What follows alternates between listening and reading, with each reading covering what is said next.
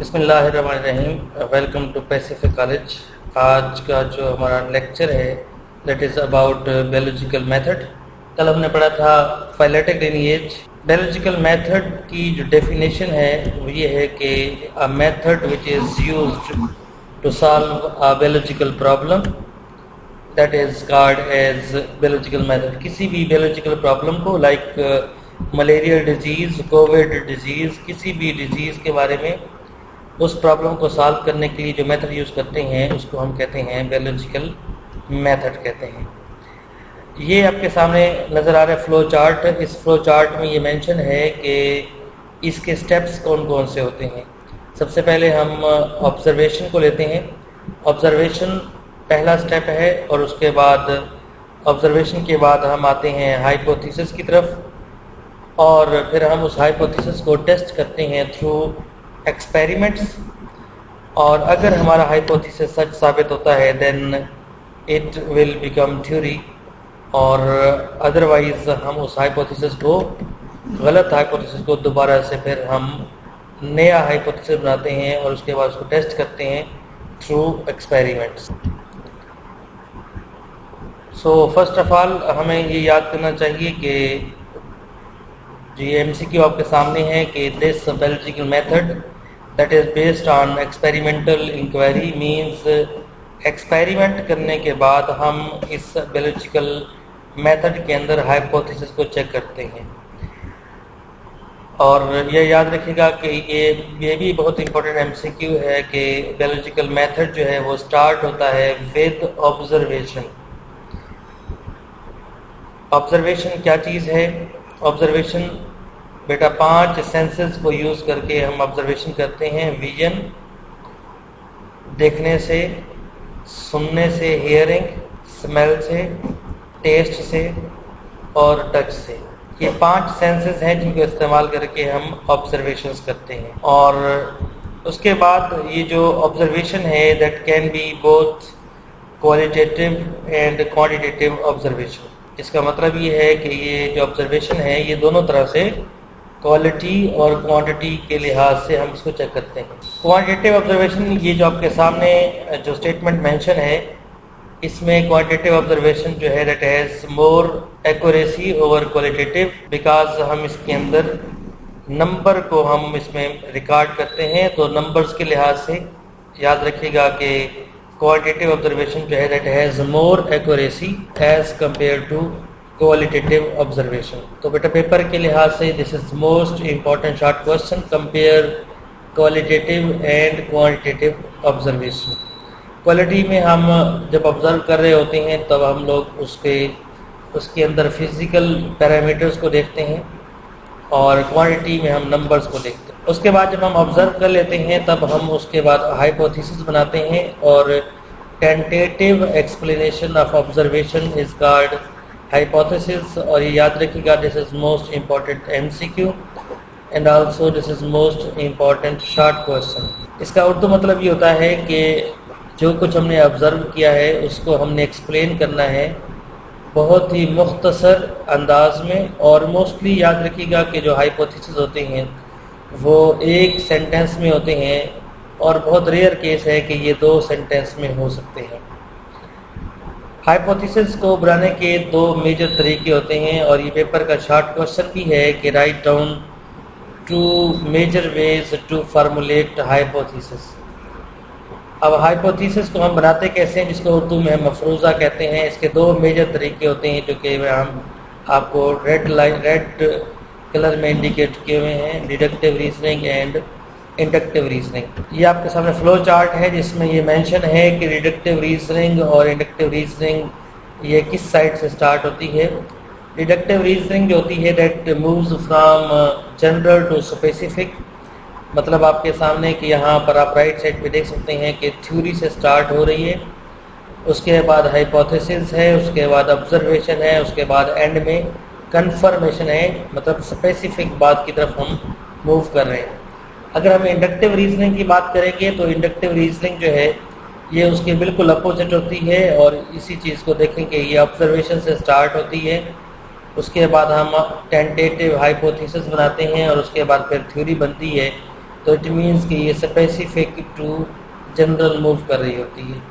تو یہ پیپر کے لحاظ سے موسٹ اینٹی ٹیسٹ کے لحاظ سے موسٹ امپورٹنٹ یہ پورشن ہے کہ جو ان کا فلو چارٹ ہے یا فلو پاتھ میں جو ان کا ہے وہ کس سائڈ پہ ہوتا ہے، فرام تھیوری ٹو کنفرمیشن اور فرام آبزرویشن ٹو تھیوری. اس کے بعد ڈیڈکٹیو ریزننگ کیا چیز ہوتی ہے، اس کی ڈیفینیشن ہے کہ this deductive reasoning moves from general to specific. ہم ایک عام بات سے خاص بات کی طرف ہم یہ موو کرتے ہیں. جب ہم کسی ہائپوتھیسس کو بنا رہے ہوتے ہیں، فروضے کو بنا رہے ہوتے ہیں، تب ہم لوگ یہاں سے جنرل بات سے خاص بات کی طرف موو کرتے ہیں. اس کی دو ایگزامپل یہاں اس جو پریزنٹیشن کے اندر مینشن ہیں، جو آپ کو میں سکھاؤں گا. اس میں آپ نے یہ ایم سی کیو یاد رکھنا ہے لازمی کہ اس کے اندر کیا ہوتا ہے کہ ہم ایک اسپیسیفک کنکلیوژن کی طرف جاتے ہیں which is starting from general assumptions. کہ کسی ایک عام بات سے ہم خاص بات کی طرف جاتے ہیں. اور یہ جو لائن مینشن ہے، یہ لائن بیٹا ویری امپورٹنٹ، یہ ایم سی کیو ہے کہ جو it involves drawing specific conclusions. یہ جو لائن ہے یہ very very important M C Q ہے. نیکسٹ بیٹا اس کے بعد ڈیڈکٹیو ریزننگ کی جو اندر آپ نے یاد رکھنا ہے کہ اس کے اندر دو چیزیں استعمال کرتے ہیں، دو ورڈ استعمال ہوتے ہیں، ایف اور دین کا استعمال ہوتا ہے. اور اس میں آپ ایگزامپل میں دیکھیں، ایگزامپل میں یہ ہے کہ اگر آل برڈز ہیو ونگز، یہاں ایف آپ کے یہاں دیکھیں ایف اسٹارٹ میں استعمال ہوا ہے. تو ایف جو ہے یہ آپ کے سامنے یہ ایف استعمال ہو رہا ہے. تو if we accept that all birds have wings. اس کے بعد سیکنڈ جو سینٹینس ہے sparrows are birds, then we conclude that sparrows have wings. تو یہ آپ نے یاد رکھنا ہے کہ اس کے اندر if اور then کا استعمال کیا گیا ہے. تو یہاں ہم غور سے دیکھیں، اس میں ہم جو سٹارٹ کر رہے ہیں it is starting from all birds، اور یہاں یہ یہاں سے ہو کے یہ سیدھا کس طرف جا رہے ہیں، اسپیسیفک آرگنزم یا اسپیسیفک برڈ کی طرف جا رہے ہیں. تمام برڈ سے ہم نے اسٹارٹ کیا اور یہ ایک خاص برڈ تک پہنچا. This is called as deductive reasoning. تو یہ بیٹا ہم پیپر میں لکھیں گے تو ڈیڈکٹیو ریزننگ جو ہے یہ ہم ایم سی کیو لکھیں گے، سوری شارٹ کوشچن ہوگا ڈیڈکٹیو ریزننگ، اور اس کے بعد ایگزامپل ہم اس طرح سے مینشن کریں گے. اسی کے اندر سیکنڈ ایگزامپل آپ یہاں مینشن ہے. سیکنڈ ایگزامپل ہے جی کہ if all green plants require sunlight for photosynthesis, then any green plant when placed in dark would not synthesize. تو یہاں آپ غور کریں گے کہ اس کے اندر جو ہے بات ہو رہی ہے all green plants کی بات ہو رہی ہے، اور یہ جا رہا ہے کہاں پہ، یہ بتا رہا ہے کسی بھی خاص گرین پلانٹ تک اس کی بات موو کر رہی ہے. تو اس کا مطلب یہ ہوا کہ ڈیڈکٹیو ریزننگ یہ ہوگی کہ ہم نے بات شروع کی آل گرین پلانٹ سے اور یہ پہنچی ہے ایک خاص پلانٹ کی طرف. تو یہاں یہ مینشن ہے اس ایگزامپل میں کہ سارے گرین پلانٹس ہوتے ہیں انہیں سن لائٹ کی ضرورت پڑتی ہے فار فوٹو سینتھسس، لیکن ساتھ یہ بتایا گیا ہے کہ اگر سارے گرین پلانٹس کو فوٹو سینتھسس کے لیے لائٹ چاہیے تو اگر ہم کسی ایک گرین پلانٹ کو ڈارک کنڈیشن میں رکھتے ہیں تو اس میں فوٹو سینتھسس نہیں ہوتی. ٹھیک ہے جی. تو ڈیڈکٹیو ریزننگ میں ہم نے جو کنکلیوڈ کرنا ہے وہ کہاں سے کرنا ہے، فرام جنرل ٹو اسپیسیفک کنکلیوژن کی طرف ہم نے جانا ہے. اور اس میں جو نیکسٹ اس کی جو ٹائپ ہے فارمولیشن کی طریقہ ہے وہ ہے انڈکٹیو ریزننگ ہے.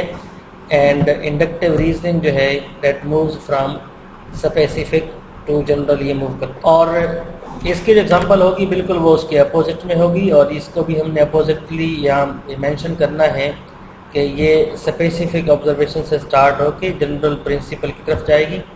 اور اس کی جو ایگزامپل آپ کے سامنے ہے کہ اس کے اندر کہ سپیرو سے بات شروع کریں گے. سپیرو جو ہے وہ ایک خاص پرندے کو ہم نے یہاں مینشن کیا ہوا ہے سپیرو، اور اس کے بعد ہم نے یہ مینشن کیا کہ we know that eagle, parrot, hawk, crows they are birds. So it means کہ all birds यहाँ ऑल बर्ड्स हैव विंग्स। तो यहाँ आप ये मेंशन, यहाँ आप ये याद रखेंगे कि हमने बात शुरू की है स्पैरो से और ये मूव कर गई है टू ऑल बर्ड्स। तो स्पेसिफिक से जनरल ये मूव किया है इसने, तो इसका मतलब ये है कि इसे हम कहते हैं कि ये इंडक्टिव रीजनिंग है।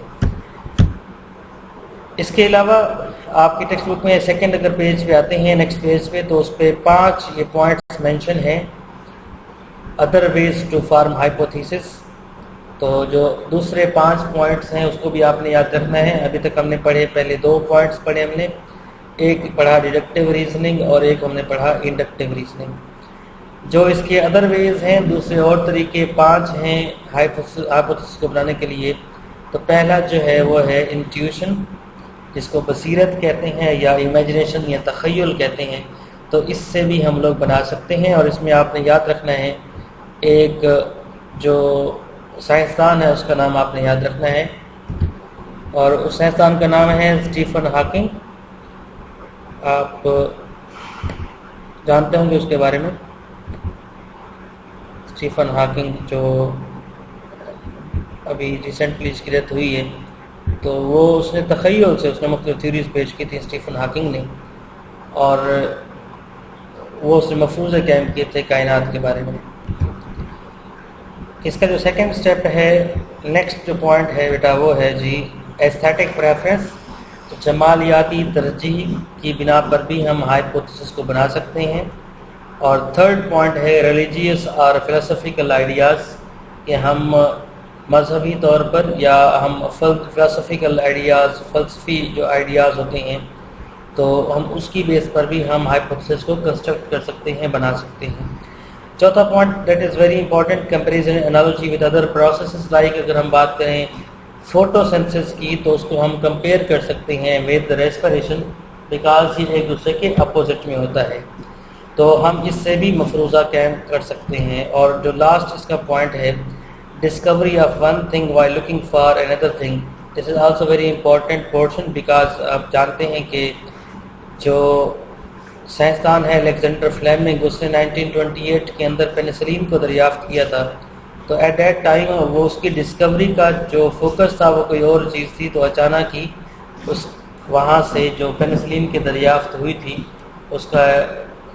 उसमें आप ये बता सकते हैं कि वो डिस्कवर तो कोई और चीज़ कर रहा था, तो उसी के दरमियान में कोई और नया मफरूज़ा कायम हो गया, नया प्रोसेस उनके माइंड में आ गया। सो इट मीन्स कि हम यहाँ पर ये बता सकते हैं कि ये 5 प्रोसेसेस हैं, तरीके हैं जिनके ज़रिए से आप हाइपोथेसिस को बना सकते हैं।